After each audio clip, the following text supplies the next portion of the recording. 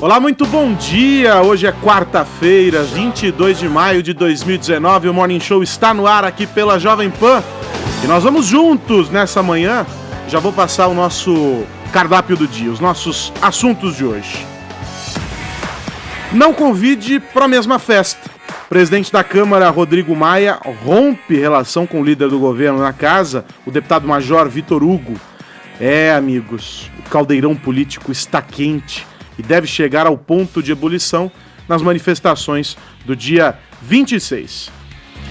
Eleito por unanimidade, Chico Buarque vence o principal prêmio literário da língua portuguesa, o Camões.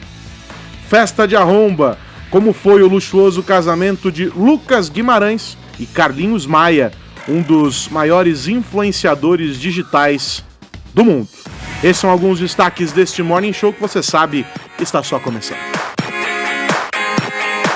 Paulinha, bom dia. Bom dia, Carlos Aros. Em meio desse cardápio vasto de temas para esta quarta-feira, qual deles você destacou para ser também o tema de nossa hashtag? Aros, você falou aí de casamento, eu tava lembrando dos meus. Já foram muitos, né? Dos meus é ótimo. Alguns casamentos aí na minha trajetória. Pós-graduada em casamento? Foram dois, né, Aros? Então... E no primeiro cometi todos aqueles erros de uma grande festa, mas existiu um grande acerto que foram os penetras. Penetra eu acho que é um ingrediente importante em casamento. É gente que traz um molho diferente. Eles agregam um valor. Foi maravilhoso. No meu, um amigo levou trigêmeas, loiras, produzidas, lindas, maras, gatas. Essas meninas mudaram a tônica da festa do meu primeiro casamento. Todo mundo começou a dar tudo de si, Aros. As mulheres casadas queriam entrar na pista, os caras queriam, entendeu? Tá flertando, não queriam tá passando vergonha, enchendo a cara. Essas mulheres... Elas mudaram o paradigma da festa. E pegaram quase o meu buquê. Ô, louco. Quase, foi quase, tá? Então eu queria saber o que é que aconteceu no casamento de vocês. Essas coisas loucas que só acontecem nessa grande festa, o pessoal acha que não tem amanhã. Paulinha, né? mas uma pergunta. Fala. E se a pessoa ainda não casou? Faça planos! Boa, Faça boa, planos. Fefito. Elabora, já pensa se vai ter drone, se vai ter havaianas de não sei o que, pro pessoal não No doer meu o pé. casamento aconteceu uma coisa muito triste, Aros. Você disse sim. Eu casei. Não, mas ó, pensa Triste como pra você... sua esposa, né? Drone agora. Tem gente que leva Ela as sofre até alianças hoje as com drone. consequências disso. Pois é. Pensa como Renata você... maravilhosa. Pensa como você lidaria com penetras. Quem você contrataria pra cantar no seu casamento. Quem você não Maravilhoso. convidaria de jeito nenhum. Mas você que é jovem ainda, Caio, você sabe que só o primeiro ano do casamento é difícil, né? O resto é O impossível. resto é impossível. O meu pai tem uma ótima, né? Eu tenho ido bastante a casamentos, né? Meus amigos começaram a casar. E o meu pai diz assim, olha, filho, não vá a casamentos, pois um deles pode ser o seu. Pode acabar que num dia você é o noivo. Ele fala isso, mas tá casado há 33 anos. Agora, Paulinha, tem gente que enrola a namorada, né? Pode acontecer. Nas Não, eu acho melhores essa situação famílias. complicadíssima. Nossa, um pessoal que aqui- brincadeira desnecessária. Eu acho que essa situação é complicada. Isso tem que ser revisto. Tem que ser revisto? Vamos levar isso pro Supremo. Vamos levar. Vamos. Participa Vamos levar essa nessa questão hashtag. pra Colocar justiça. a toga e decidir no Supremo. Hashtag no meu casamento. Bota foto, bota link do YouTube com o cantor, faz o que Aproveita você quiser. pra revisitar aquele vídeo do casamento que você não viu, que chegou e tá guardado até hoje. Sempre é assim. Separa uns Demora trechos, tanto. Uma nota. Cria uma thread com trechos dos vídeos do casamento. Poxa, maldades, porque as pessoas acham que estão sendo fofas e elas estão torturando as outras. Você vai visitar o amigo, ele abre o Assiste álbum de aqui casamento, te mostra tudo, te manda ver o VHS, olha o tempo. Nossa Você senhora. fica lá vendo a fita. Uma dica, pessoal, VHS estraga, é bom o pessoal que já tem VHS converter para um outro formato aí, porque a coisa tá complicada. E para você que vai mandar mensagem pro 11 931 17009, também queremos saber dessas histórias. Compartilhe o seu momento. Qual foi a história inusitada? Aquele momento que você fala, cara, eu vivi isso e foi no meu casamento. O Arcon, por exemplo, vai daqui a pouco contar, fazer relatos pra gente sobre isso. Você pode se inspirar também e mandar mensagem pro 931171009. E a hashtag é... A nossa hashtag é no meu casamento. É isso. Então, você já sabe, para assistir ao Morning Show é só acessar o nosso site, correr também lá pro aplicativo da PAN ou acessar o nosso canal no YouTube. Não se esqueça de se inscrever lá no canal do Morning Show no YouTube. Vamos juntos então, nessa hora e meia, colados aqui na PAN. Bom, então já que estávamos falando sobre casamento, ô Fefito, o que rolou aí nesse casamento do Carlinhos Maia? Explica pra gente o que foi, o tamanho da festa, teve confusão. Olha, teve o Brasil parado, ninguém falou em outra coisa. Mentira, Só se falou em outra coisa. Só se falou em outra coisa, mentira. Muita gente viu, pra vocês terem noção, os stories, porque como ele é influenciador social, já vou descontextualizar melhor. Os stories que mostravam o casamento do Carlinhos Maia, que teve transmissão ao vivo no Instagram, chegaram a atingir 3 milhões de pessoas simultaneamente assistindo. Então tinha muita gente interessada. Quem é Carlinhos Maia? Você me pergunta.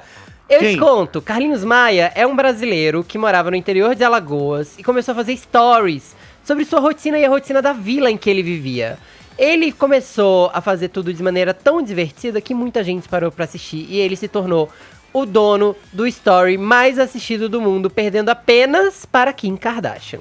Então, temos um brasileiro no topo dos mais assistidos. Então, portanto, ele é um grande influenciador digital. É humor? Ele faz humor, é isso? Humor. Ele se considera humorista. Não Dá dinheiro isso, Fefito? Ó, tanto dá dinheiro que ele teve mais de 800 parceiros no seu casamento. O que isso quer dizer? Teve 800 patrocinadores. Exatamente. Cara. O que isso quer dizer? Isso quer dizer que ele não gastou R$1 com esse casamento. O casamento foi todo de permuta. E não foi de permuta, tipo celebridades meia boca, que acaba o espumante no meio, acaba o salgado, entendeu? Você tem que se contentar lá com as sobrinhas. Porque já fui em casamento de celebridades assim. Com que acabava os negócios? É, que a permuta, como a celebridade não era top classe A, assim, então aí a permuta acabava no meio. Tá venenoso Não hoje, podemos, não podemos nesse caso, porque eu fui ao casamento, eu não vou cuspir no prato que literalmente comi, não é mesmo? Mas deu tempo de comer. Deu uma guerra, todo mundo correndo rumo ao buffet. Fato é que Carlinhos Maia casou lá em Alagoas, um monte de gente foi lá pros canyons do Xingó e... Olha, não faltou celebridade. Tô aqui enumerando mentalmente desde já. Léo Dias, Lívia Andrade, Val Marchiori, não entendi o que foi fazer lá, mas foi. Jojo Todinho, Anitta, Kevinho, Flávia Pavanelli, que também é influenciadora digital. Inclusive, olha aí, Kevinho e Flávia Pavanelli fizeram as pazes com um belo beijo. Eles que já namoraram, selaram a saudade, praticaram um belo revival. Isso é importantíssimo. Pois é, a mais assediada da noite era a Anitta, claro, teve show também do Alok depois da festa, mas só se falava num tal encontro de Tiane Dantas e Milady Mihaly. Milady Mihaly é essa pessoa que ninguém consegue soletrar o nome de primeira. Eu te digo quem é, ela é a ex do Safadão. Milady Mihaly chegou atrasada para o casamento, mas chegou na festa, veja só você, bem na hora que Wesley Safadão, seu ex-amor e atual desamor, começou a fazer show. Apareceu inclusive no story ela dizendo, ih, cheguei na hora certa. E agora, ó, o Carlinhos fez um outro story com ela, ó. Isso aí, novo tempo! Carlinhos Maia fez esse story mostrando ela dançando, ó. Adorei a maturidade! Adorei a maturidade, porque ela foi capaz de dançar ao som de seu próprio ex. Como assim? Rixa! Maravilhoso. Com quem tem rixa, entendeu? Com quem briga na justiça, inclusive. Quanto a atual do Safadão, a Tiane, que era a melhor amiga Eu de já me Milady. perdi nos nomes, vamos com calma. Tiane- Quem que é a ex? A ex é a Milady Mihaly. Milady Mihaly. Tempo, Carlos e a Aro. atual? Tiane Dantas. Tá. E aí, Tiane e Milady só se viram no ambiente. Não vem se dar uma de cumprimentaram bem intelectualzinho. Só pra esclarecer. Não vem dar uma de intelectualzinho que não, Não, eu sabe não nada costumo disso. fazer isso, mas essa eu não sabia mesmo. Se informa, então. Eu vou começar a ler o roteiro antes. Não, mas olha só, o fato é que tudo bem, teve esse bafão, mas que também gerou muito burburinho teve debandada de padrinhos no casamento do Carlinhos Maia. Por quê? O Whindersson Nunes e Luísa Sonza, o Whindersson Nunes, que também é um dos maiores influenciadores desse país, eram padrinhos, mas não apareceram. Mandaram avisar que não, que estão reclusos e tudo mais. A verdade não é bem essa. Segundo se conta a boca pequena, o Whindersson Nunes e Carlinhos Maia estão estremecidos desde as gravações de Os Rony. Aí Carlos Aros me pergunta, o que é Os Rony, Fefito? Ah, esse eu vi, tá no sei, Multishow, muita gente não é? viu também. Pois é, Esse era eu vi. sitcom do Multishow. Muita gente acha que o sucesso subiu a cabeça de Carlinhos Maia e o Whindersson Nunes seria uma dessas pessoas. Embora ele nunca tenha falado sobre isso abertamente, vários jornalistas e celebridades têm dito isso. Por isso que o Whindersson ligou pra ele pra dizer que não iria no casamento. A versão oficial, o Whindersson está superando a depressão, está com a família no Piauí. E a Luísa Sonza. Luísa Sonza desejou feliz casamento para o Carlinhos Maia, mas foi ao Instagram e publicou essa foto dos dois aí abraçadinhos com a seguinte legenda: entenda como quiser, a gente precisa de paz. Hashtag Ô, indiretas. louco. Pois é. E aí, vocês acham que isso é tudo? Não, teve mais padrinho debandando. Um dos padrinhos era o Cacá Diniz, que é casado com a Simone, a coleguinha da dupla Simone e Simária. O Cacá Diniz, por acaso, é empresário do Carlinhos Maia. Aquele que deu um carro pra ele de sei lá. 600 mil dólares. Eu lembro 600 mil disso. reais. É. Pois é. Não está boa também essa relação, porque dizem que Carlinhos Maia falava para quem quisesse ouvir que ele agora está grande demais para esse escritório e a relação com o empresário estaria estremecida. A grande prova disso é que Simone foi, o empresário não. Colocaram um standzinho no lugar dele de padrinho. Contrataram figurante. Pois é, o casamento teve a banda Melim cantando a marcha nupcial, inclusive, porque eles estavam lá famosos no pier cantando. Teve até humor na hora da marcha nupcial, porque Carlinhos entrou, depois uma amiga dele entrou fantasiada de noiva, vestida, dizendo que ia casar com ele, mas ele falou, não, é o outro e tudo mais. No texto que o Carlinhos disse para o Lucas, ele disse o seguinte: você tem noção que somos dois homens casando e parando o Brasil? Tem tanta gente querendo parar o Brasil atualmente, Carlinhos. Isso chama a atenção por um simples motivo, porque o Carlinhos disse que não era um casamento de dois homens, de um casal gay. Era um casamento de Carlinhos e Lucas, porque eles não são gays, entendeu? Eles são brothers, basicamente. Como muita gente interpretou. Isso causou muita polêmica, não sou eu aqui que vou ficar atacando pedra em outro LGBT, mas só posso dar uma triste notícia pro Carlinhos, que tava não entendendo essa parte. Você é gay, Carlinhos? Talvez bi, mas você é gay. É porque a frase dele foi assim, ó: não é casamento, é a união de dois caras. É a união dos caras, Fefito, entendeu? você Dois não brothers. foi convidado pra festa e agora tá incomodado. Não tô incomodado porque eu não conheço Carlinhos. Você queria que eu fosse o quê? De penetra? A Paulinha falou que foi a Paulinha- melhor parte A da Paulinha é a festa. favor disso. Nossa, Super, tem que imagina! sempre ter. Eu encontrei o Carlinhos Maia uma Invadiu única umas vez no festas, aniversário do Paulinha. Rodrigo Não, no Faro. Ele foi casamento muito dela tinha simpático, mas não conheço ele de ter amizade. Ô, Fefito, e houve polêmicas também relacionadas ao Carlinhos na época das eleições, né? O que rolou? Ai, não lembro. Com o Bolsonaro, não Mentira, teve? verdade. Teve muita gente acusando ele de ser Minion. Mas depois ele gravou um vídeo dizendo Gravou que não, vídeo né? dizendo que ele não. Aconteceu com o Carlinhos Maia, a mesma coisa que aconteceu com a Anitta, gente. Na verdade. O Carlinhos Maia, ele tem sido muito escrachado na internet. E a gente tem que dar esse tipo de crédito a ele. E não é só pelos posicionamentos políticos quanto ao Bolsonaro e tudo mais, não. É quanto à própria comunidade. Porque demorou pro Carlinhos sair do armário. E depois que ele saiu, pareceu que ele cuspiu no prato que tava comendo. Não acho que é isso. Só acho que ele é desinformado e tá aprendendo e tá melhorando. E que bom, porque ele é um grande aliado pra uma comunidade. Ele é uma grande vitrine. E querendo ou não, que legal. Parabéns que o Brasil pelo seu parou. trabalho. Agora, Fefito. depois de toda essa confusão, vocês ainda querem convencer as pessoas que não casaram ainda a casar. A Olha, festa teve mais confusão do que qualquer outra coisa. Casamento é assim, querido. Ah, tem que pelo juntar amor de todo Deus. mundo. É uma grande Gasta festa. muita energia, né? entendeu? E se você tem amigos que nem Tirulipa, que te dá alianças de 100 mil, pelo menos, olha só, você já tem o que empenhar em caso de divórcio, não é mesmo? 100 mil. 100 mil! É. Grande amigo. Que loucura. Bom, vamos seguir adiante, trocando de assunto, pra falar sobre o dono desta voz e desta letra aqui. Amor daquela vez como se fosse a última. Beijou sua mulher como se fosse a última.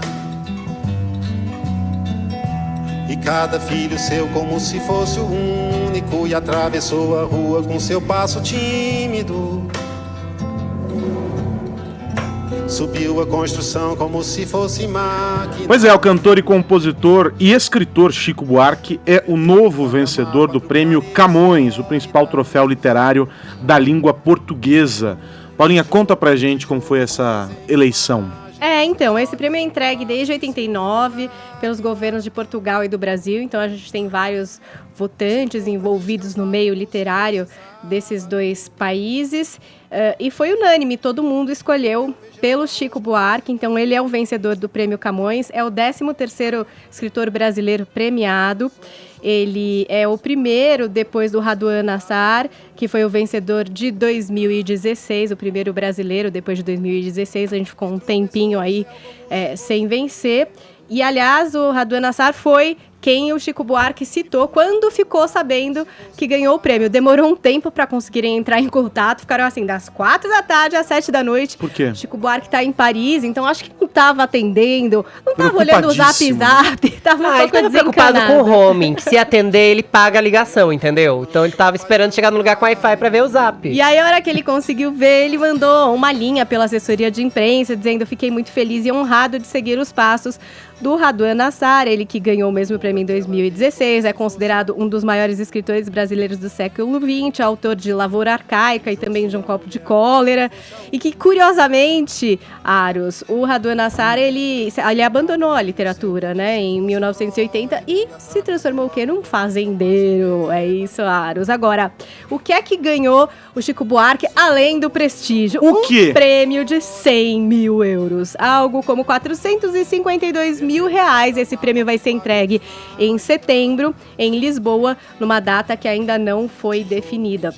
Um monte de gente comparou um pouco esse prêmio para o Chico Buarque ao que também foi entregue para Bob Dylan, o Nobel de Literatura, não é verdade? Em 2016, porque são dois compositores de músicas consideradas populares. O Dylan tem livros? Eu não... Ele tem um livro, então. Aí teve outras pessoas que fizeram aí, ó, tudo bem, a gente pode até comparar, porque, claro, os dois são compositores e tal, mas o Chico Buarque tem uma obra mais palpável, digamos assim, em relação à literatura. O que veio Bob mudando Dylan, de estilo, veio exatamente. sendo... A gente tem ele como dramaturgo, com Roda Viva em 1968, na sua estreia, essa peça símbolo da resistência à ditadura. A gente teve a Ópera do Malandro em 78, a gente teve aí a obra literária Budapeste em 2003, que já tinha vencido um prêmio Jabuti de melhor romance em 2004.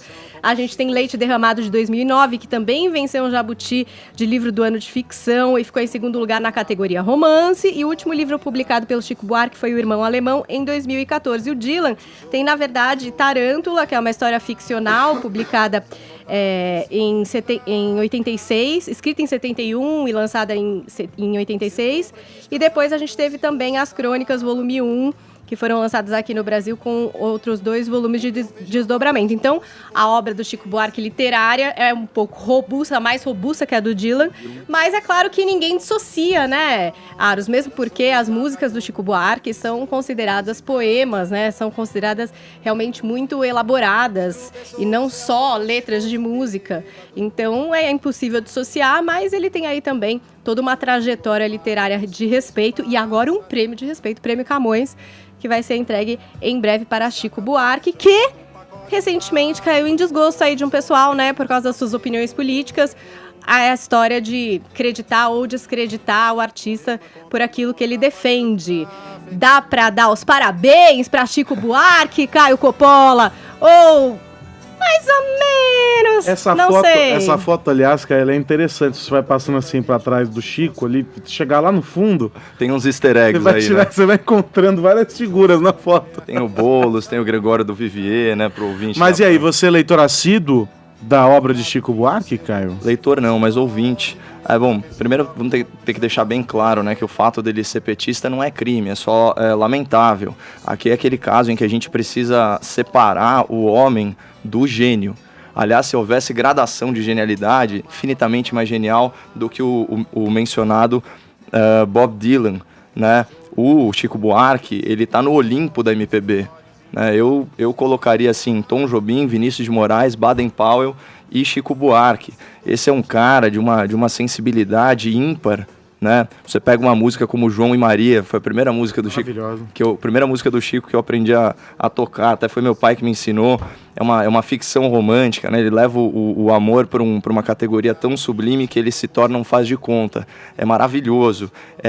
A sensibilidade do Chico é tão apurada que ele consegue escrever com eu lírico feminino, como se fosse mulher. Sim. Então, um cara que tem essa compreensão aí mágica da personalidade humana, do universo feminino. Eu sou um grande fã da obra dele. E eu queria fazer uma recomendação especial aqui para o ouvinte da PAN, especialmente para os nossos ouvintes mais jovens, né? Tem uma versão de Roda Viva, que é uma releitura do Chico Buarque com a Fernanda Porto, que tem alguns elementos bem bacanas aí de percussão, até de drum and bass. Essa música é maravilhosa. Eu queria ler 2 estrofes dela para mostrar como esse prêmio é merecido. Olha isso, que coisa linda, a Roda Viva do Chico Buarque. Tem dias que a gente se sente como quem partiu ou morreu. A gente estancou de repente ou foi o mundo então que cresceu? A gente quer ter voz ativa, no nosso destino mandar, mas eis que chega a roda viva e carrega o destino pra lá.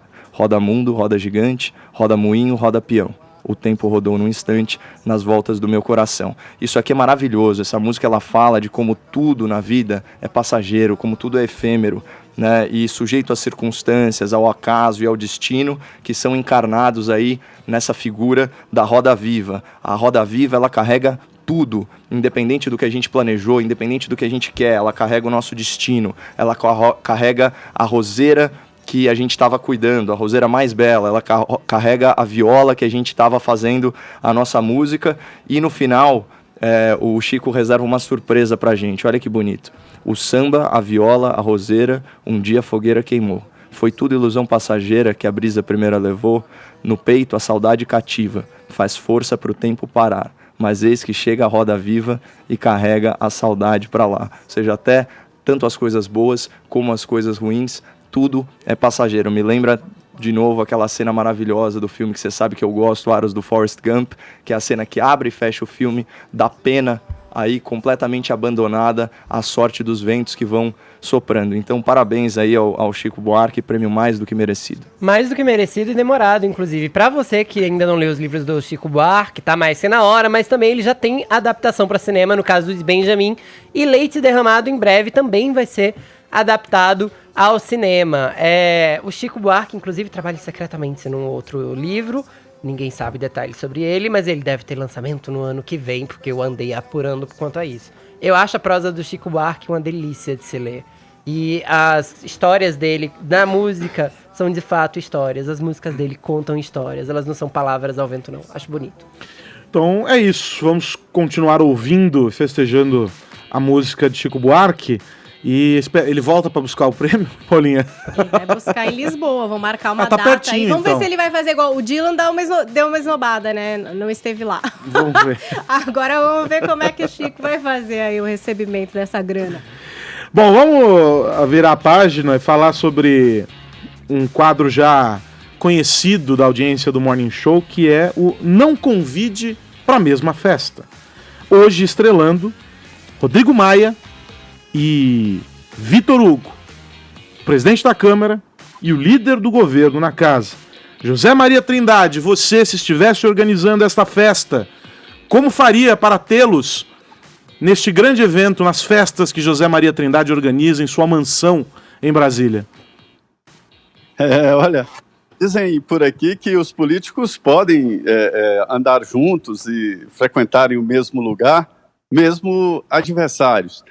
Eu, Carlos Aros, costumo dizer aqui que o difícil de convidar muitos políticos para um local é espaço. Não há espaço para tanto ego. Os corpos, tudo bem, mas ego não. Olha, é o seguinte, o presidente da Câmara já não está convidando há muito tempo o líder do governo na Câmara, o deputado Vitor Hugo, para as reuniões. E ele vem reclamando, dizendo que não tem que ser convidado, porque se trata de uma reunião pública entre líderes de partidos políticos e numa casa pública, que é a presidência, a residência oficial da presidência da Câmara dos Deputados. Alguns presidentes da Câmara dizem que não é local público onde se dorme, onde se convive com a mulher e filhos, né? Isso não seria um local público. Então esse é o debate. O que há, na verdade, é uma disputa interna no PSL e na bancada de Bolsonaro sobre este cargo, a liderança do governo. E o presidente sabe. Ontem ele deu uma desconhecida, dizendo que não sabe dessas farpas, dessas disputas, mas há. Líderes do governo criticam abertamente Vitor Hugo e alguns falam no telefone dizendo alto para que todos ouçam, inclusive a imprensa, né, de que quer atrapalhar um projeto de o Vitor Hugo para tomar conta. Há muito ele não tem acesso. Vitor Hugo reclama, só que agora é oficial. Foi para o oficial porque o Vitor Hugo reclamava de que não estava sendo convidado para as reuniões de líderes. Um líder do governo que não é convidado para a reunião de líderes.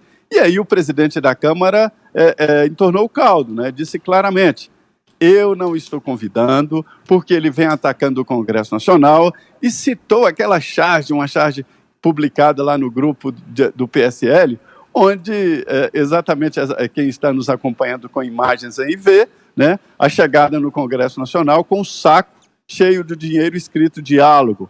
Ele dizendo que, para isso subliminarmente, dizendo o seguinte, que para chegar ao Congresso Nacional com diálogo, tem que ser com dinheiro, com a mala de dinheiro. Foi isso que tornou os causos. Mas, na verdade, ele já não estava sendo convidado para a reunião de líderes, imagine festa, né? O que você achou da charge, Caio? Então, só 2 observações preliminares aqui. O diálogo no mundo parlamentar, especialmente na tal articulação política... Rapidinho, só para quem está nos acompanhando por imagens, a charge é essa, né? O camarada chegando no Congresso, carregando esse saco gigantesco de dinheiro e a inscrição diálogo do lado externo desse saco. Parabéns ao cartunista, né? Bom, como eu estava falando, o diálogo no mundo parlamentar, especialmente na lógica da tal articulação política do toma lá da cá, que o presidente da Câmara conhece como poucos, isso por estar aí há 6 mandatos no Congresso, ele gira em torno da obtenção de cargos e verbas. Portanto, essa alegoria aí do saco de dinheiro na charge humorística procede. Fora que aquela história, né, Aros, ridendo castiga timores, né, rindo que se castigam e se corrigem os costumes, os maus costumes especialmente. Segunda observação, ela é de natureza temporal. Como bem observado aí pelo Zé Maria, a postagem ela é antiga, o presidente da Câmara ele tem restrições ao líder do governo há tempos, abre aspas para o Rodrigo Maia. Eu comecei a excluir ele desde março. E olha só a coincidência, né? Justo na semana da manifestação Reformas Já, que representa aí um voto de desconfiança da população ao Centrão, o Rodrigo Maia decide romper formalmente o diálogo com o Major Vitor Hugo, representante do governo. Será que, fica o questionamento, será que se o governo negociasse de fato com um saco de dinheiro na cabeça, a Câmara Federal estaria mais aberta ao, abre aspas, diálogo? Será que é um fundo de verdade aí nessa charge? Fica o questionamento para o ouvinte. E com o perdão da autorreferência, ou eu tenho dons premonitórios, ou a gente está diante de um comportamento, de um padrão, na verdade, de comportamento muito infantilizado aqui. Porque faz algumas semanas já eu disse que o Brasil não é o playground do Rodrigo Maia. Ele não é dono, desse parquinho, mas novamente ele age como tal. Ele não pode simplesmente apitar, pôr a bola embaixo do braço como um garotinho mimado. Garotinho mimado, aliás, é outro político do Rio de Janeiro, mas enfim. Conversar com líderes é função do presidente da Câmara, não é prerrogativa, é obrigação. O que ele pensa que ele está fazendo? Brincando de bem me quer, mal me quer? Ele parece uma criança mimada falando que tá de mal, fazendo aquele gesto lá com as mãos, assim que faz, nem lembro. Imagina se a gente se comportasse assim no mundo privado, Carlos Aros. Aqui mesmo no Morning Show. O que não falta por aqui é divergência, mas graças a Deus esse é um ambiente democrático, um ambiente profissional. O nosso compromisso é ensejar um bom debate para o ouvinte. Às vezes sai faísca, mas cá estamos, Fefito, no dia seguinte. E então, é verdade. Nossa, eu tava mó concentrado aqui. Sim, Caio. Não é verdade? O diálogo e a tolerância entre partes contrárias é fundamental para que esse país vá para frente. Pois é, e nesse sentido, então, eu preferiria 1000 vezes o Fefito, presidente da Câmara, do que o Rodrigo Maia. Eu ia arrasar, inclusive nos figurinos. E teria muito mais diálogo. E tenho certeza que se elegeria com mais votos, o que me leva ao último ponto aqui do meu comentário. O Rodrigo Maia é mandatário de cargo eletivo. Os mandantes somos nós, Carlos Aros, o povo brasileiro. Só que o presidente da casa, ele não respeita a vontade manifesta da maioria da população que referendou as propostas do governo Bolsonaro na eleição. Ele não ouve as manifestações nas redes sociais. Provavelmente ele se fará de surdo para as grandes manifestações do dia 26 de maio. Estarei aqui na Avenida Paulista pelas Reformas Já, onde provavelmente ele, Rodrigo Maia, será vilanizado por sua exclusiva culpa. Ou seja, a gente está diante de um grande problema aqui. Como que a gente vai dialogar e influenciar um cara como o Rodrigo Maia para que ele faça o que é melhor para o Brasil, Esse é um questionamento muito válido, só que ainda há esperanças. E eu queria fazer um apelo aqui para alguns senhores, tá? O senhor Carlos Francisco Ribeiro Gereissati, R$500 mil. O senhor José Cristiano Gomes da Silva, R$200 mil.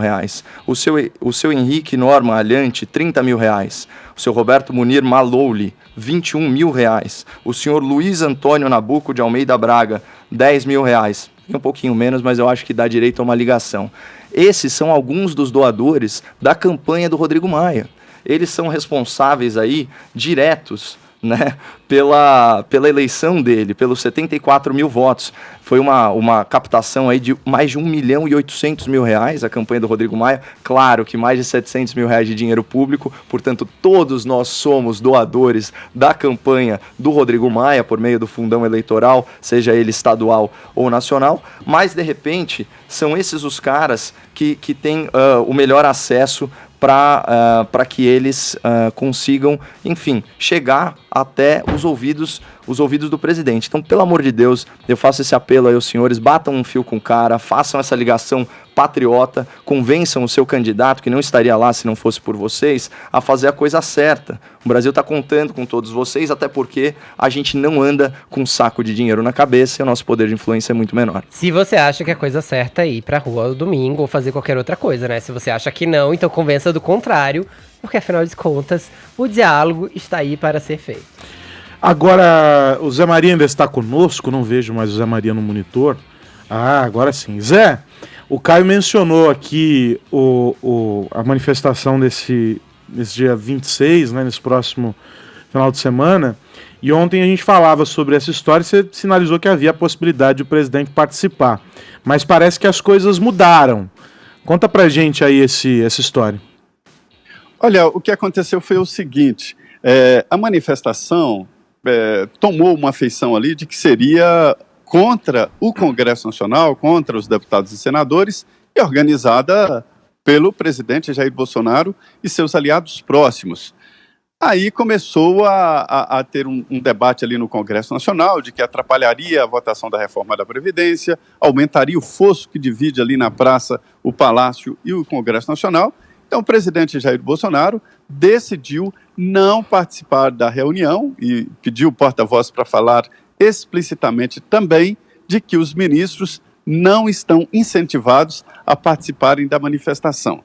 Mesmo assim, os presidentes da Câmara e Senado estão analisando exatamente de quem é esta organização e as pautas, né? A tentativa de ligar essa organização ao Palácio do Planalto. Mas tudo indica que não há uma ligação direta, não. Hein, Zé, tinha ministro que sinalizou que iria? Sim, alguns ministros iriam à manifestação, mas o presidente já, através do porta-voz, mandou dizer aos ministros e secretários nacionais a não irem na manifestação. Ô Caio, o que você acha? O presidente deve ir ou não à manifestação? Você vê, né, de vez em quando ele acerta. É claro que ele não deve ir à manifestação.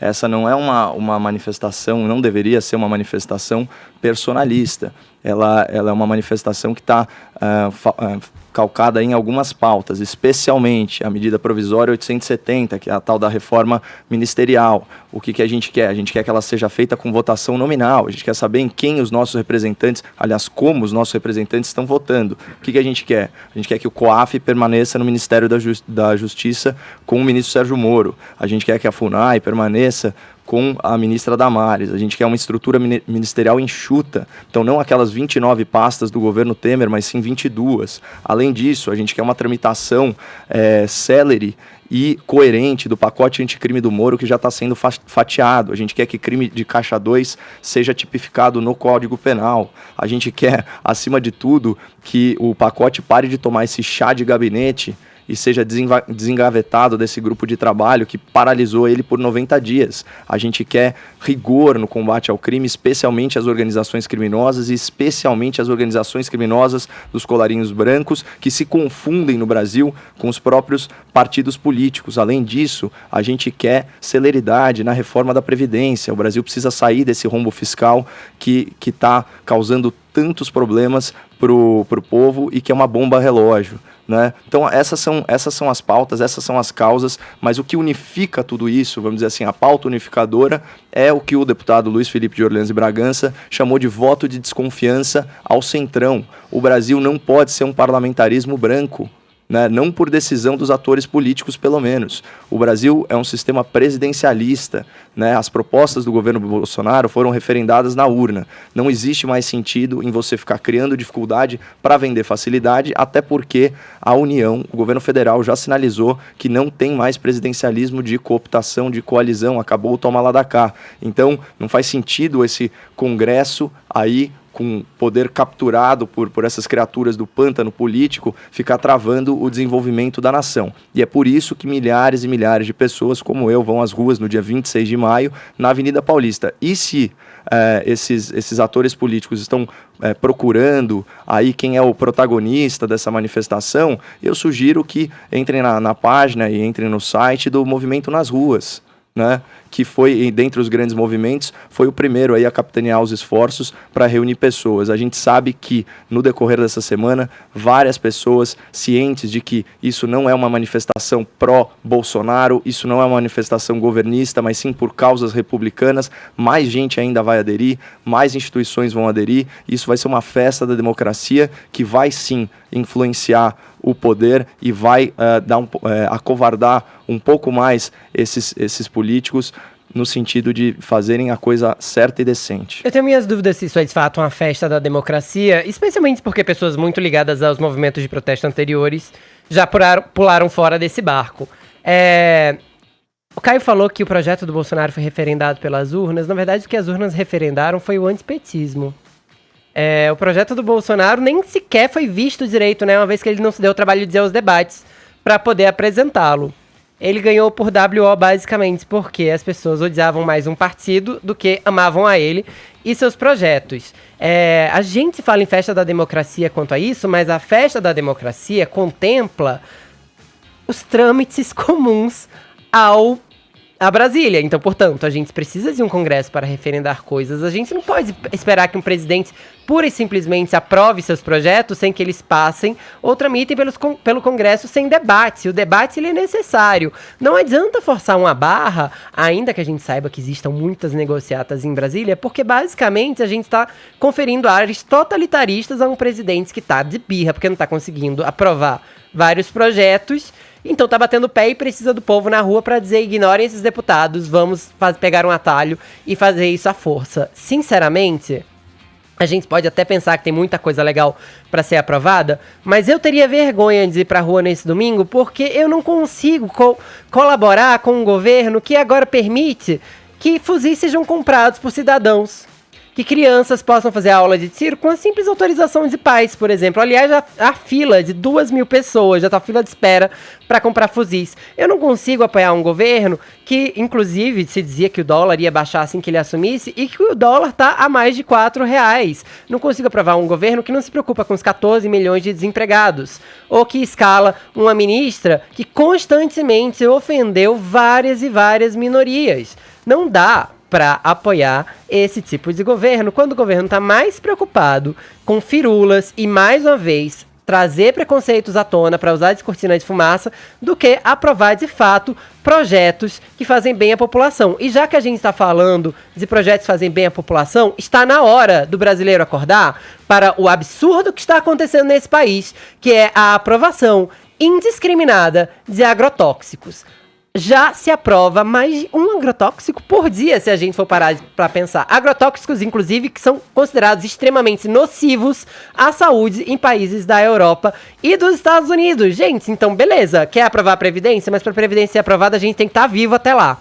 A gente não quer esse festival de câncer na nossa vida, não. Então, assim, antes de ir pra rua, pensa se você vai ter saúde no futuro, se você vai ter emprego, se você vai ter dinheiro pra poder gastar e se você vai sobreviver, porque seu vizinho pode ter um fuzil. Só a respeito desse ponto do fuzil, só fazer uma atualização. O governo publicou hoje um novo decreto sobre as regras para o porte de armas de fogo. E aí, entre as alterações que foram anunciadas, que já haviam sido sinalizadas pelo governo, estão o veto ao porte de fuzis, carabinas ou espingardas para cidadãos comuns. E aí tem novas regras também para a prática de tiro para menores de idade no transporte de arma em voo. Então o governo já havia sinalizado, depois de pressão a respeito dessa, vamos entender como um recuo ou um ajuste, enfim, cabe aqui qualquer tipo de palavra, mas foi uma mudança e o novo decreto altera aquele primeiro decreto que havia sido editado pelo presidente Bolsonaro no último dia 7 e que foi publicado no dia 8 no Diário Oficial da União. Diga, Caio, desculpe. Não, então, só esclarecida aí essa questão do fuzil, né? Eu só queria contra-argumentar para enriquecer mesmo o debate aqui sobre o escrutínio popular que foi submetido ao plano de governo, as propostas, né, de governo do então candidato Jair Bolsonaro. A gente sabe que a figura do Paulo Guedes era pública, né? E a agenda liberal dele também era notória. Todo mundo sabia que seria um governo de viés liberal. E, além disso, o Bolsonaro sempre bateu muito firme na tecla da lei e da ordem. A gente, na verdade, recebeu como bônus aí o superministro Sérgio Moro. Então, esses dois pilares, né? Então, o liberalismo na economia e a lei e a ordem na parte da justiça, isso com certeza fazia parte da eleição e estava imbuído aí no processo de decisão do eleitor, até porque a proposta antagônica, a proposta petista, representava o avesso disso, né? Era o controle de preços, artificial de preços, inclusive de bujão de gás, uma série de coisas, e, vamos dizer assim, um afrouxamento cada vez maior, especialmente no tocante aí às leis para criminosos do colarinho branco. Então, reforma da Previdência, reforma tributária, ajuste fiscal, isso tudo foi sim aprovado na eleição. Ao contrário do Fefito, eu sou patriota sem nenhuma vergonha e é por isso que eu vou para as ruas. E sobre o dólar e a Bolsa, né? Vamos lembrar que o dólar estava bem mais baixo e a Bolsa estava batendo recordes no começo do governo, especialmente naquela época que o Bolsonaro vai aos Estados Unidos e mostra ao mundo aí a sua agência. Só que quando do retorno dele, o que acontece? O Congresso começa a emperrar os trâmites das reformas liberais estruturantes. Então, o problema hoje em dia são as dificuldades criadas pelo Congresso, sim. Né? E finalmente... Para além também das atrapalhadas envolvendo os filhos do presidente. Sim, mas isso não vai influenciar a Bolsa de Valores. Nossa, dólar, como é que o mercado vai confiar num governo que é controlado por 3 crianças birrentas? Imagina, pelo amor de Deus. Os nomes fortes do governo se chamam Paulo Guedes e, aliás, se chamam Paulo Guedes e Sérgio Moro. Não é o que parece. Não, de forma alguma. Mas de todo modo o governo conseguiu vender essa imagem, só não conseguiu sustentar ela em função de todos esses tropeços ao longo desse período curto, início do governo. A imagem foi vendida e bem vendida pelo Paulo Guedes, só não foi possível sustentá-la, e daí todos esses tropeços que a gente vem assistindo e os riscos para a economia. Deixa eu me despedir do José Maria Trindade. Nossa, o Zé tava aí! Um abração, Zé, bom trabalho para você. Diga. Só para concluir aí, eu diria que é uma manifestação com resultado antecipado.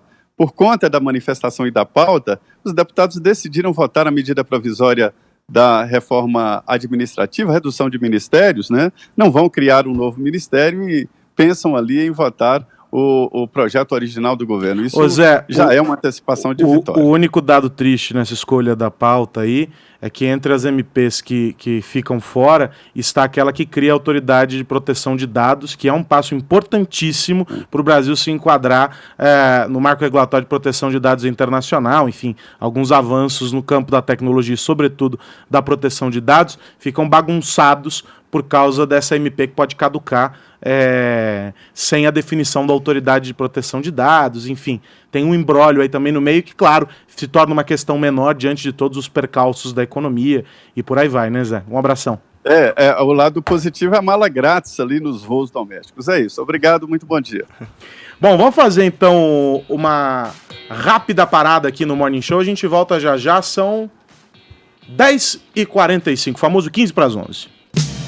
Jovem Pan Morning Show. Estamos de volta aqui com o Morning Show pela Jovem Pan e vamos falar sobre a reforma da Previdência. Jovem Pan pela reforma da Previdência, essa campanha que a Jovem Pan exibe todos os dias ao longo da programação, trazendo depoimentos de entusiastas, especialistas, enfim, aqueles que entendem a importância da reforma da Previdência para o Brasil. Hoje a gente vai ouvir o José Veloso, presidente da ABMAC. A reforma da Previdência é hoje a principal pauta desse país.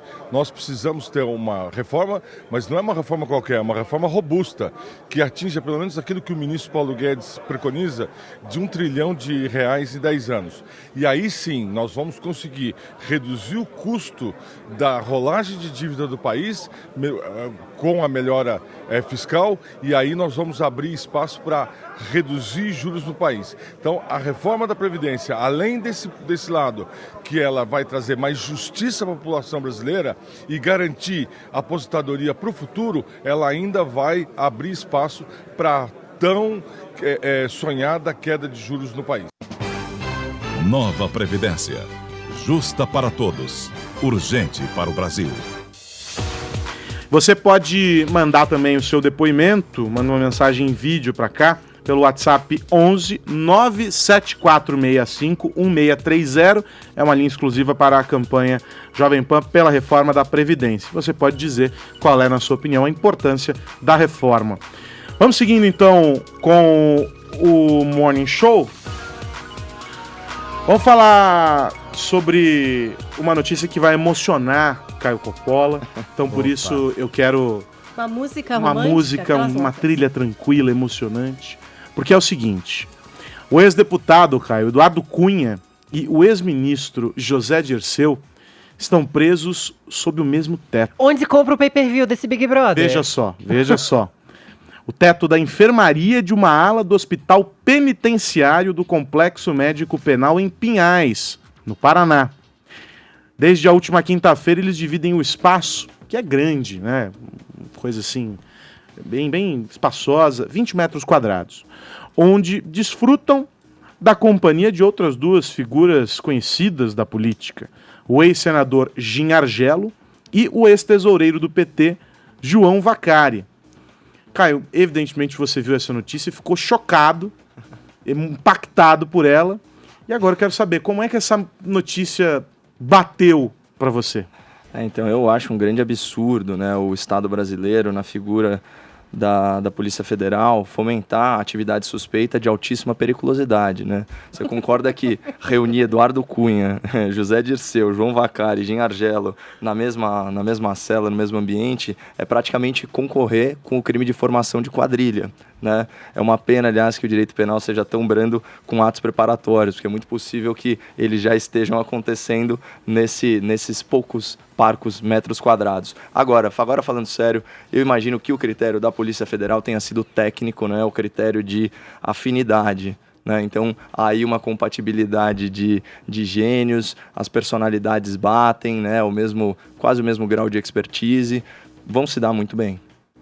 Venderia bem esse pay-per-view, o Fefito, você que acompanha realities e etc? Mas certeza, num período de crise de reality show, gente, a solução da audiência E como é que está aí, seria, Globo. como é que seria na hora do voto? Não Como é que precisa seria de pra ir lá e voto. dizer, olha, eu quero votar no Dirceu, mas é por afinidade, não precisa tenho nada de contra voto. ele.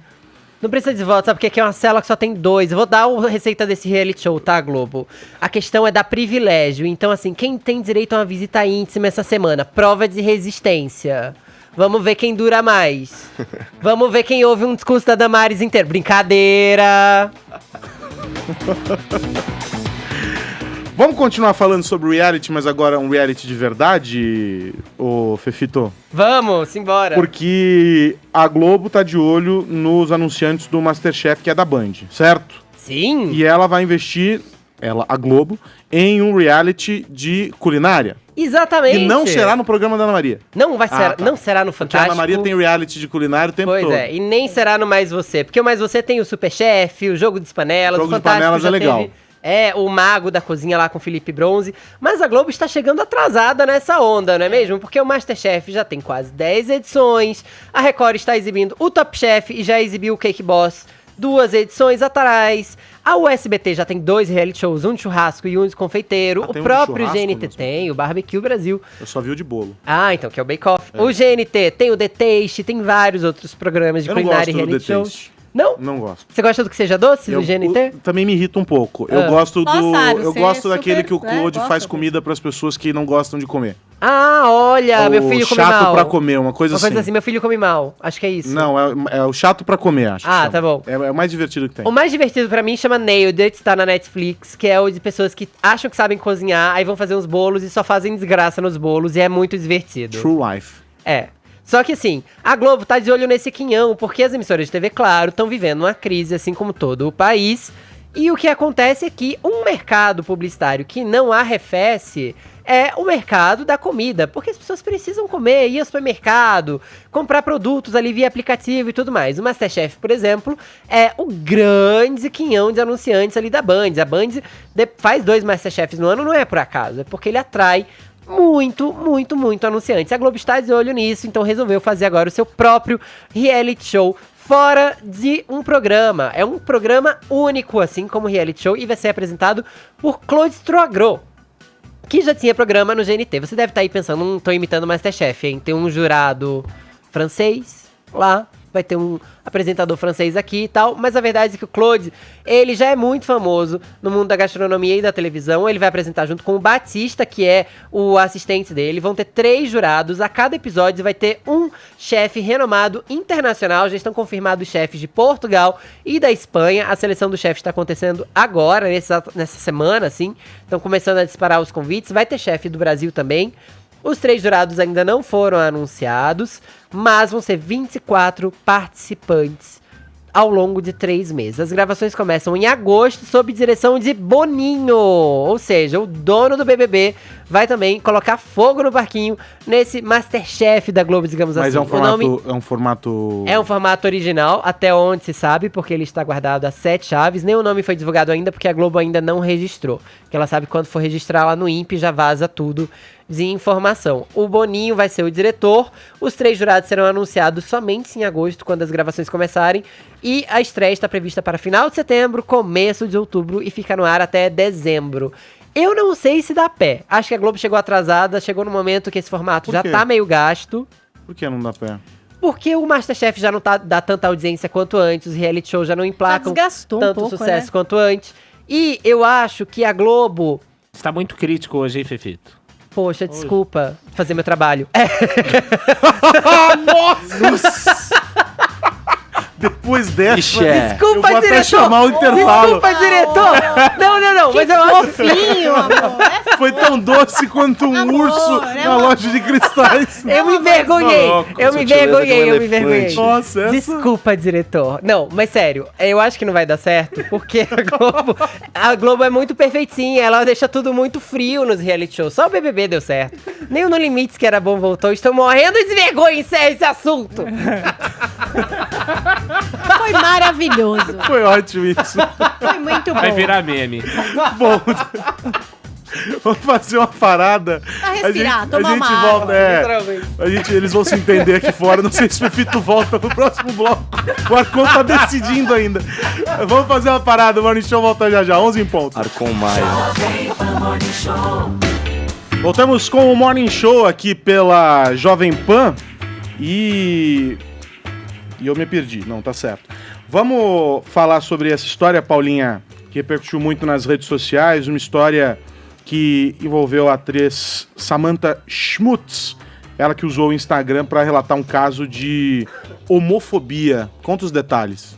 Foi postado no stories dela na segunda-feira, mas ela fixou até nos preferidos do Instagram. Então, se vocês quiserem conferir o relato na íntegra, vocês podem ir lá no stories da Samantha Schmutz. Eu fiz uma captura de tela pra gente entender o que aconteceu com ela quando ela pegou um táxi e começou a ouvir o que dizia o motorista. Ele contou uma história pra Samantha e a gente vai acompanhar essa filmagem que tem o áudio do motorista contando o que aconteceu com ele. Vamos lá? Aí eu tomei. Aí minha mulher ficou apavorada. O que você fez? Eu peguei uma coça nos dois. Você bateu nos 2 caras porque eles estavam se beijando? Meu Deus. Peguei uma coça nos dois. Que isso, moço? Não, mas é verdade. Peguei uma coça, entendeu? Mas isso foi na época, ainda não tinha lei ainda, entendeu? Ainda não tinha essa liberação total. Entendeu? Aí o cara, ele desrespeitava todo mundo. Não nada a ver, um montão de casal hétero, normal, ninguém se beijando, todo mundo. Por que os dois ficavam se agarrando ali? Não tinha por que eles fazerem aquilo. Não tinha por que fazer aquilo. Hoje as cabeças estão diferentes. Entendeu? Olha pro outro lado, vai embora. Entendeu? Aí eu dei uma coça nos dois. Aí ela continua aí mostrando a narrativa dela.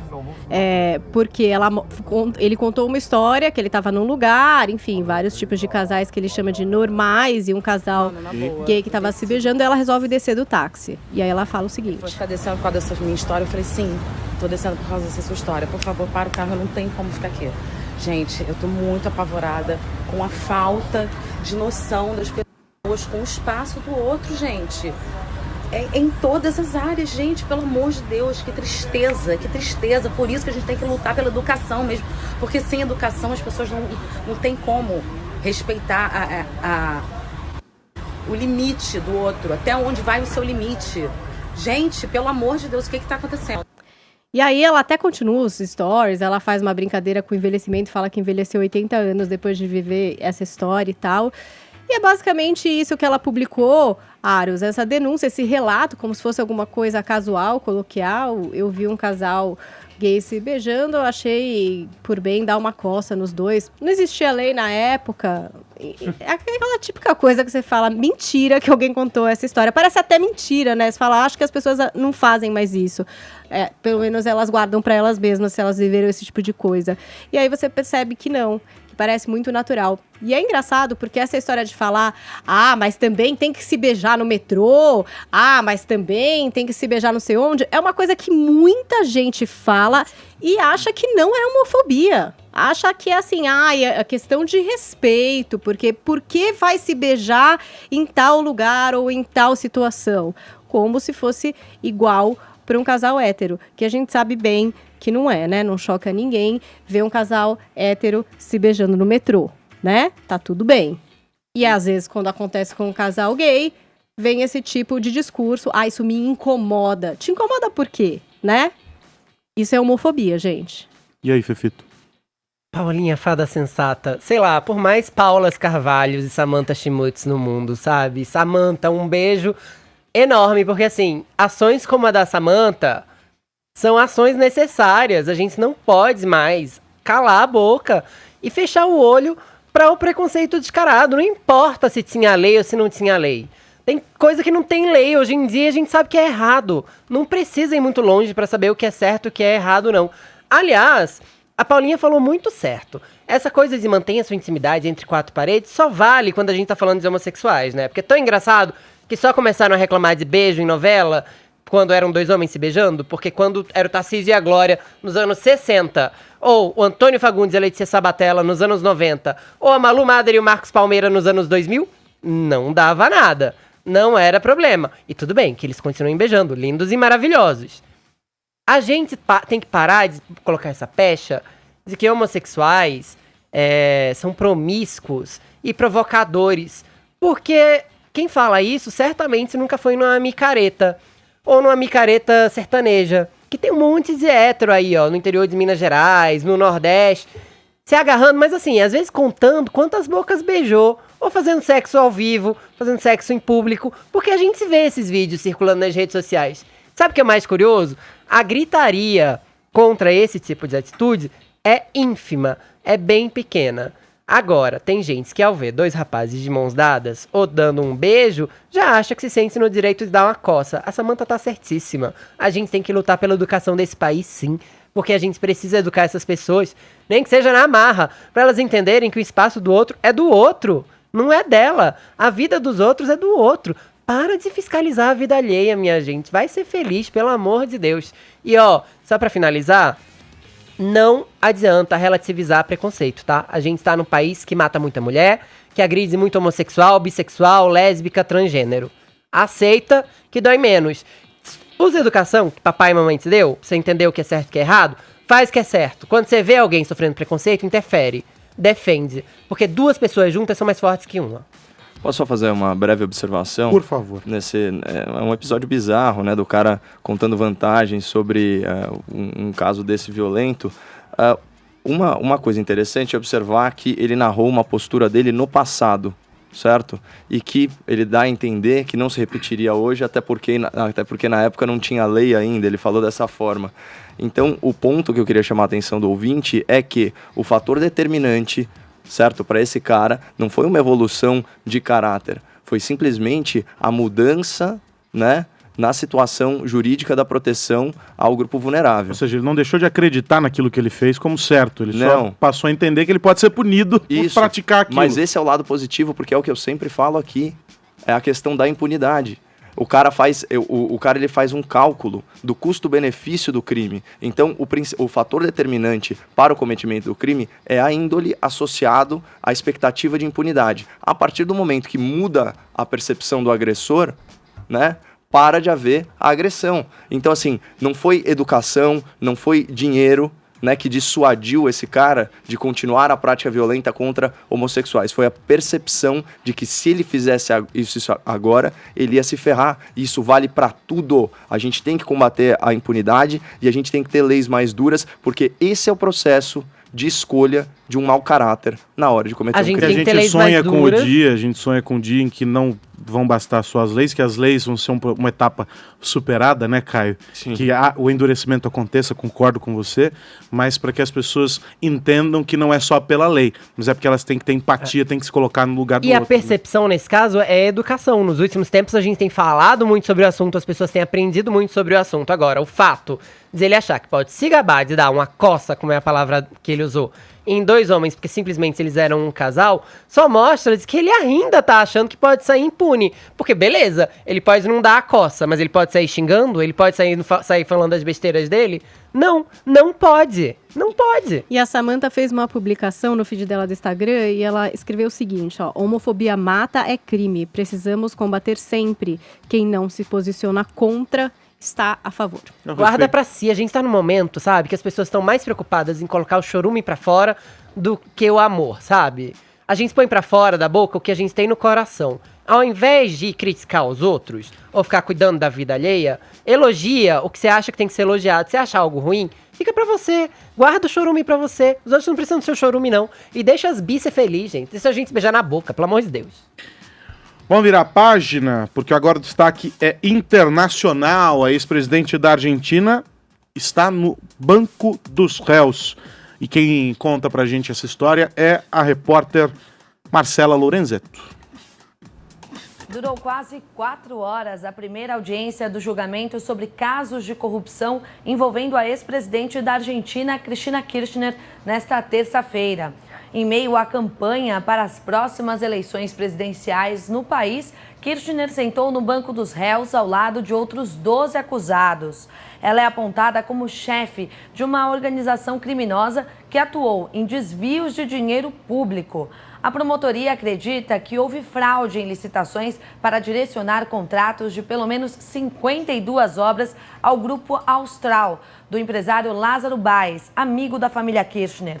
A ex-presidente argentina chegou pouco antes do meio-dia ao tribunal em Buenos Aires e foi recebida por apoiadores. Mesmo liderando as intenções de voto contra o atual presidente Maurício Macri, Cristina Kirchner abandonou a corrida à Casa Rosada e será vice na chapa encabeçada pelo ex-assessor dela, Alberto Fernandes.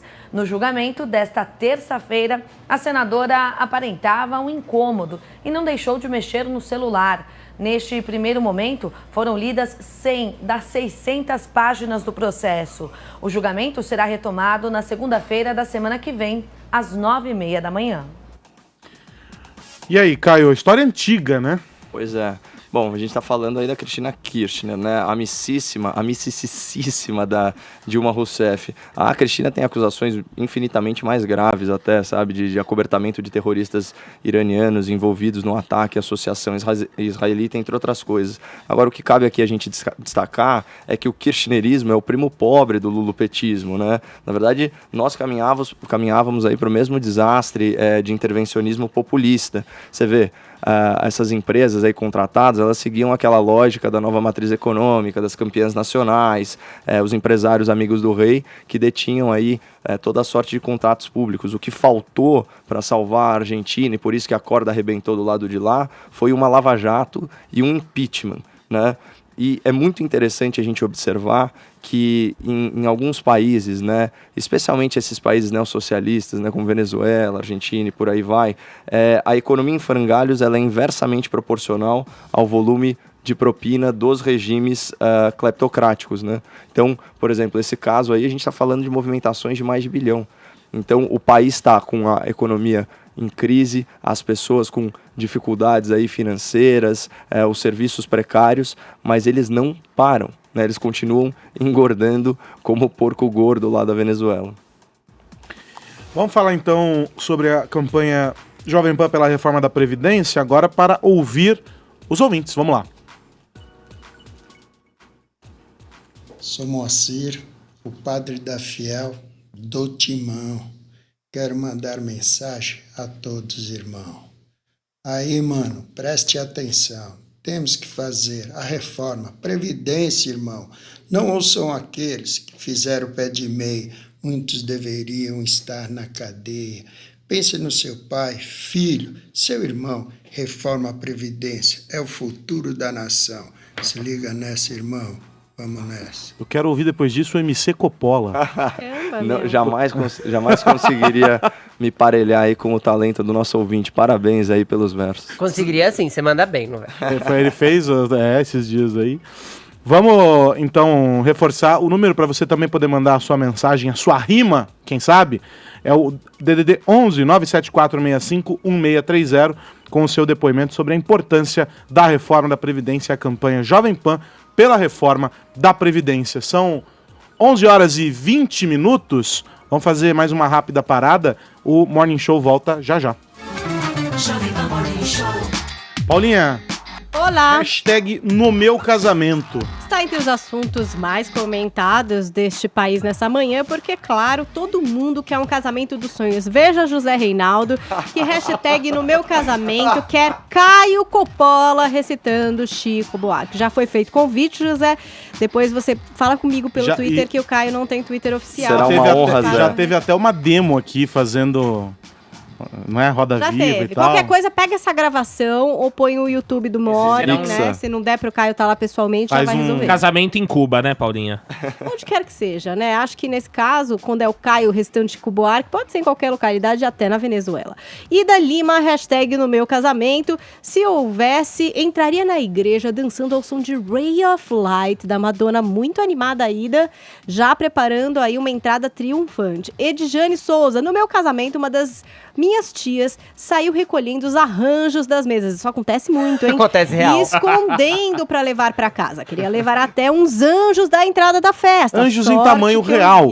Em tempo de impedir a Edjane e essa tia, que é tia de todos nós. Quem nunca levou um arranjo da festa de casamento pra Aros, casa, quantos bem casados você pega no final de festa, em média? Puta, 2 por bolso, do né? bolso, né, cara? 2 por bolso. Depende do tamanho do bolso. Se tiver espaço, quanto vai, né? Menos 6. No mínimo, né? Você leva também docinhos, essas coisas? Eu tenho classe. Você se farta lá na hora, é isso? Tem o berço. Tem berço, né? É. Deus tá vendo. Deus tá e vendo. tem mensagens também. Quem tem berço também tem fome. Bota os croquetes aí na bolsa e leva pra casa. Bota dentro do berço, inclusive, e leva empurrando.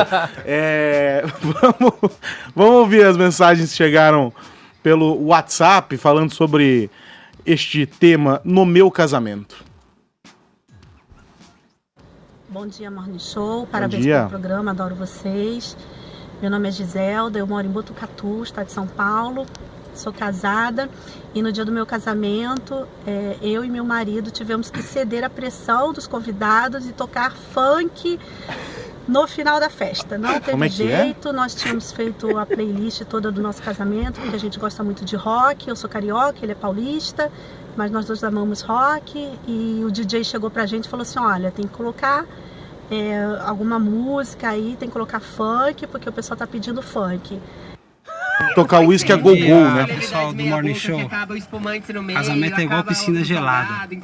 Primeiro beijo tá pula, aí fica lá dentro, lá sofrendo, mas ele grita: não, pode pular que tá da hora.